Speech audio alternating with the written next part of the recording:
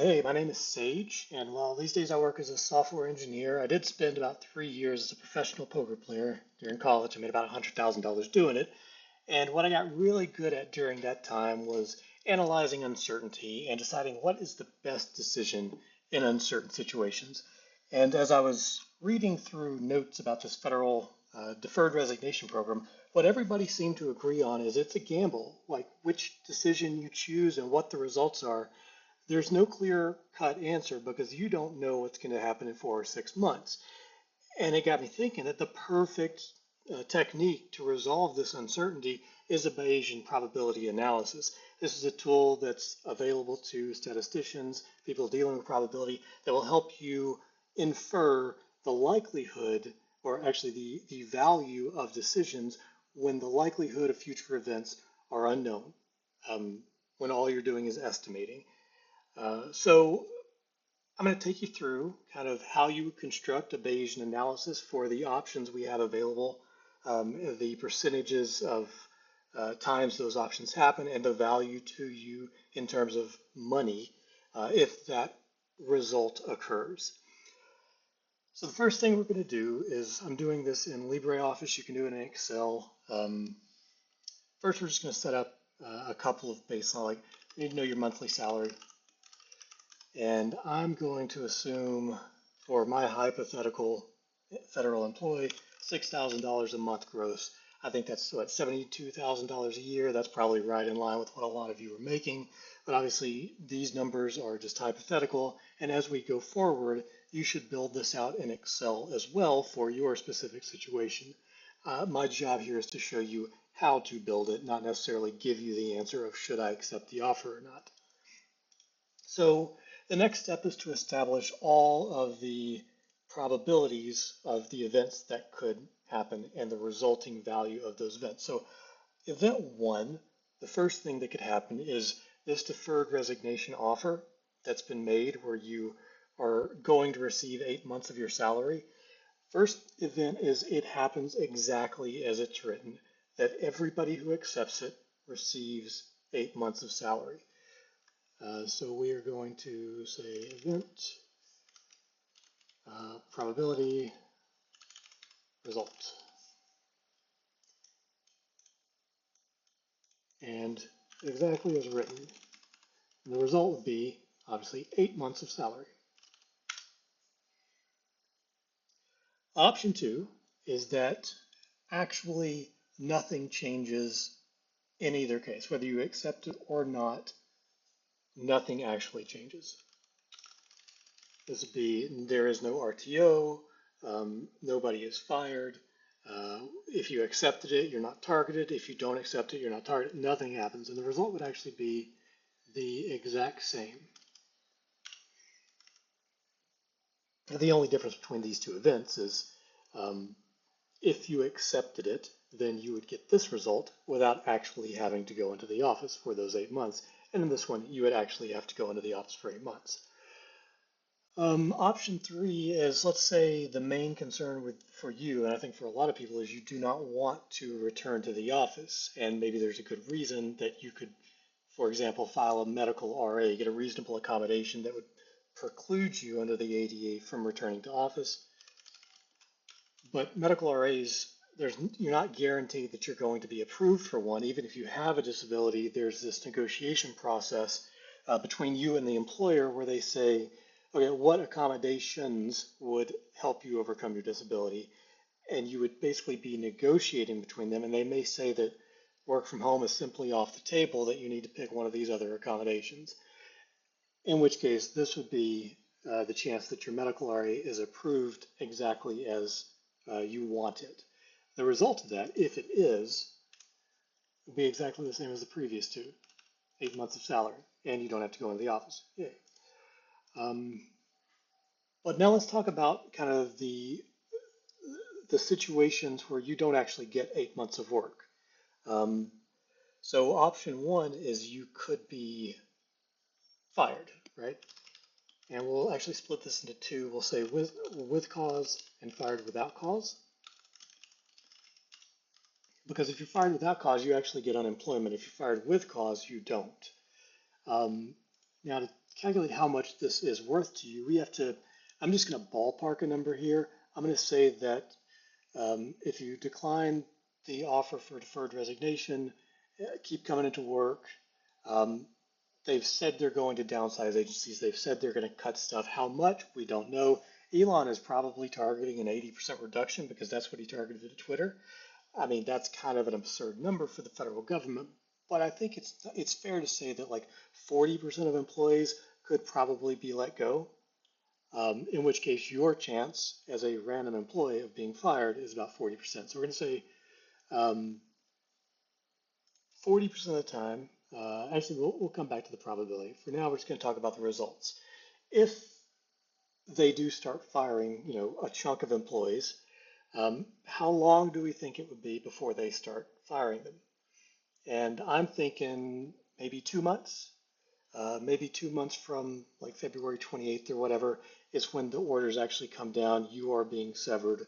Goodbye.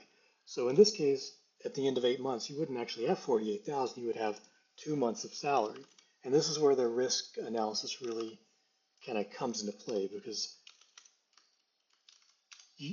this is a possibility where the offer was legit, but you didn't accept it and you get fired anyway, in which case you have way less money. Option 3 is you could be severed under the VSIP, in which case the maximum payout for VSIP is 25,000. We'll start by just assuming that you get the maximum payout and also 2 months of work between now and when that offer comes.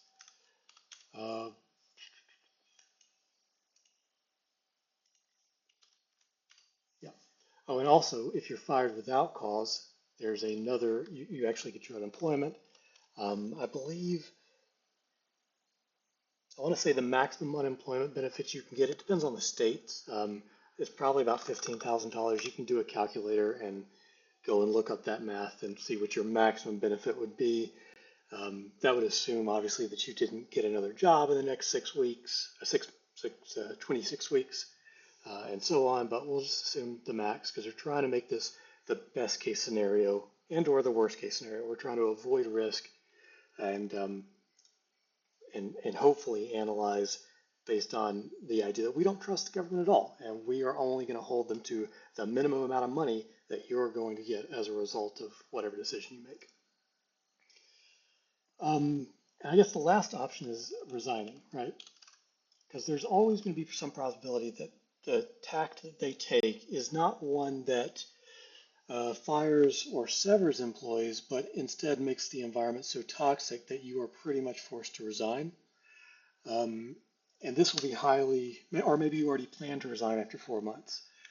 This can be highly dependent on you and your willingness to like go into the office. If you think that, if I'm forced to RTO after like 2 weeks of overtime and missing all of my friends, after like 2 weeks or 3 weeks or 4 weeks, I'm going to have a mental breakdown, then probably set this resign number pretty low and say like, worst case scenario, I'm going to get a month of pay. If you think I'm going to be able to stick it out for 4 months no matter what happens, then say 4 times 6,000 because you're going to make 4,000. If you think there's no way I'm going to resign, make it 8 months. I'm going to say 2 months though. I think that's probably a fair number because they can make it real painful for you. And now this is where we start calculating the probabilities. So the first kind of column we'll have is P accept and then P decline. This is the chance that this is the result if you accept deferred resignation versus decline, because that's the only decision truly that you have at this point. Do I accept or do I decline? Now, if you accept, you are going to get a result that is whatever the probability of this is times this. So it's the probability that it goes off exactly as written times the result of that.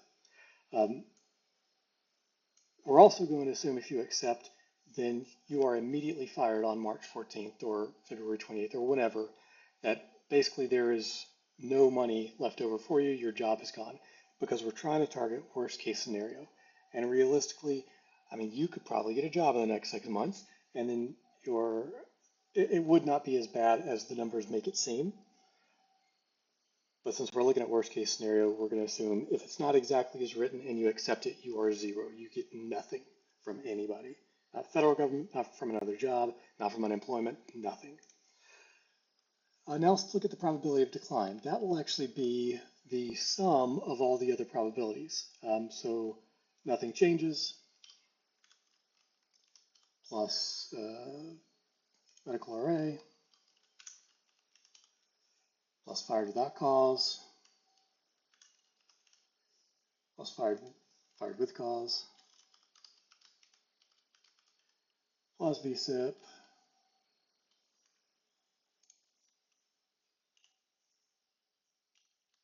Oops, this is actually supposed to be multiplied. So it's the sum of the multiplication steps. So B times C plus B times C and so on down the entire list.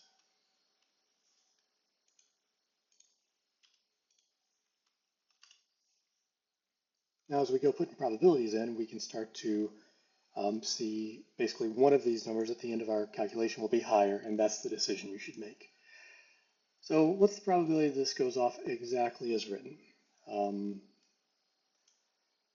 Obviously, it's difficult to say, right? I think what's leading, okay, so let's start with this. I found this betting market. Betting markets tend to be pretty accurate. This is saying, will federal employees accepting deferred resignation receive the full promised compensation? 65% of money in this market thinks it's a yes. Now that's been up and down from 70% to 50% at the lowest. We're going to be very conservative. We're going to say 40%. The reason why we're saying 40% is because, well, first, the president and Elon Musk have kind of jointly agreed to promise this, and they also have control, the Republicans have control of both houses of Congress, and they nominate judiciaries, and they name the heads of the agencies. In a way, like, if they want this to happen, if they really want it to happen, they can make it happen. If they're, if Donald Trump or Elon Musk sticks to their guns and says, no, I don't care what anybody else says, I don't care about the objections, we promise these people this, we are going to follow through on that. If they do that, it will happen. So really we're betting on a probability that they do that. And I think 40% is probably a fair number. You can adjust this number if you don't trust them. Make it 10%, make it 20%. This is a framework for you to calculate your own outcomes and make a decision. Next is the probability that nothing changes. I'm actually going to put, so one other thing about this framework is the probabilities all have to add up to 1. It has to be 100% total. I don't think it's likely that nothing changes, which would be the eventuality of you being able to work from home for the next 8 months. I would call it a 5% chance. They've already got executive orders that say we are downsizing and people are returning to office. I think it's very likely that at least one of those things will happen. So 5% maybe that nothing changes, and this would be like a judicial block or something that basically blocks the EOs. Next up, a medical RA, what's the percentage that happens, that it is approved and that there's no blowback from it, that they don't end up firing you in 2 months, not as a result of the medical RA, but targeting people who are working from home and saying, oh, there's actually some other part of your contract that you violated, so we're going to fire you for that, not for the medical RA, which would be highly illegal, but companies do it anyway, all the time, every day. I think the chance that you actually get approved for a medical RA, unless you have a very serious and obvious disability, which would be like, quadriplegia. If you have quadriplegia and you need the tools that you have at home to work, then yeah, you'll probably get approved for a medical RA. But if it's like autism, ADHD, I think in terms of this administration's likelihood to accept that and not retaliate, I think it's very low. I think it's maybe 5% of the total possible outcomes. Which brings us to the next kind of 3: severed, fired, with and without cause. Let's say that you're a good employee. They would not have a reason to fire you with cause, even if they were to go looking. let's say there's 4 times as much likelihood that they fire you without cause than fire you with cause because they're just not going to find cause. In that case, we're going to say, well, what's the chance that you're fired and or severed? Elon said that he's going to drop 80% of the federal government. Maybe he drops 60%, maybe he drops 40%. In any case, I think the likelihood that you're either severed or fired probably approaches 40%. I think that's a fair number. In which case, of those three, I think without cause is the least likely. We'll call that 0.05. I think fired with cause is probably 0.2, and severed, let's call it 0.2. That's a 45% chance that you're either severed or fired.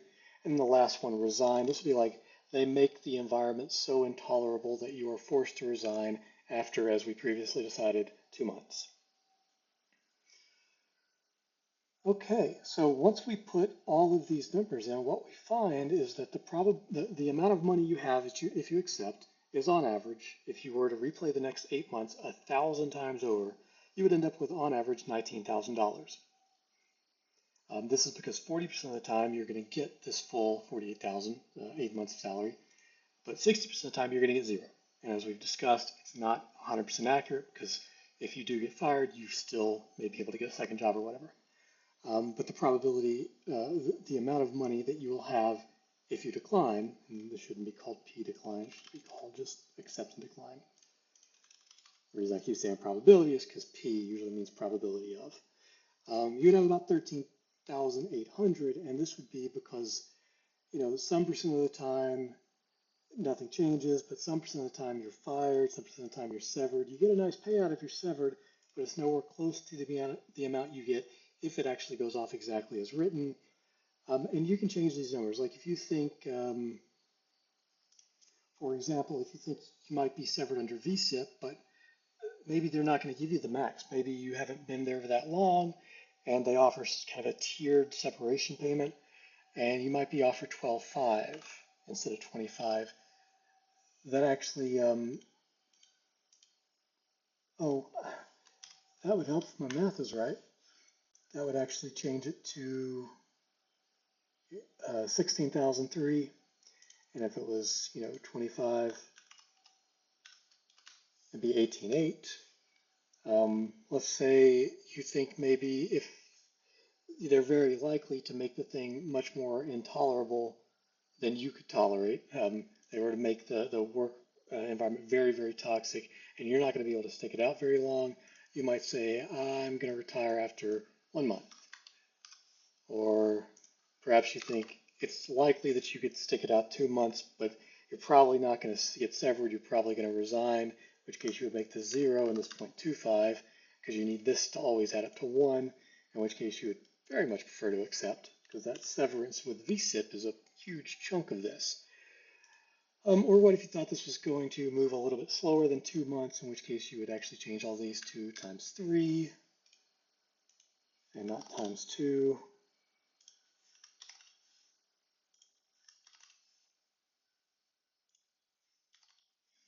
In which case, maybe you decline it. Maybe it's worth more money if they slow down and you can stay at the job happy for 3, 4, 5, 6 months and not get fired, not get severed because things slow down on them. Then obviously the risk of you accepting this goes up, and the likelihood that you're going to earn a salary over the next 8 months gets better and better for you. But if they move faster and you think in the next month, they're going to start severing people, then maybe that's 1 times, and then it's pretty break even. Basically, bottom line is you want to accept, after you do all of your math and figure out all your probabilities and the value to you, accept whichever number is highest. That's the rational decision. Also, since this is very personalized, maybe if nothing changes or so maybe if you decline and you are required to go back into the office, you're fine with that, but you'll also need childcare, and childcare is going to cost you like $6,000. You can come in here and you can put -6,000 and change this result for yourself. um, so that it is factoring in all the extra values. So like maybe if you take the offer, you think you can probably make about $8,000 on a second job over the next 8 months, it would adjust these results and it would adjust these values over here. But yeah, that's a Bayesian analysis. If you don't know what's going to happen, just figure out how much money you make if that event happens and what's the likelihood of that event happening, and then sum it all together, and you get basically some mathematics telling you should I accept it or not.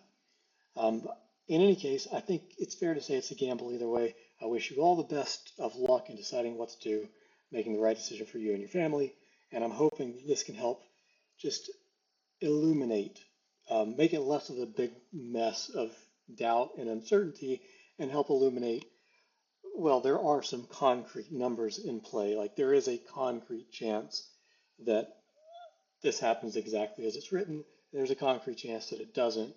Um, and once you start adding some concrete values to it, you just go with whatever makes the most sense for you, whatever makes you the most money at the end of the day. All right, thanks for watching. Be sure to like, subscribe. I don't publish very often, but when I do, it's mostly about relevant stuff and how we can use probability and statistics to analyze those situations. For example, I've got another video on like a deal or no deal strategy, like if you're ever to be on the game show Deal or No Deal. There's a mathematical solution for when you should take the banker's offer. So I publish stuff like that, and if you're interested in that kind of thing, or you think you may need some help on statistics in the future or have a friend that might need them, give us a follow. Make sure to click that bell icon. You won't get notified very often, but hopefully when you do, it's worth your time for a watch.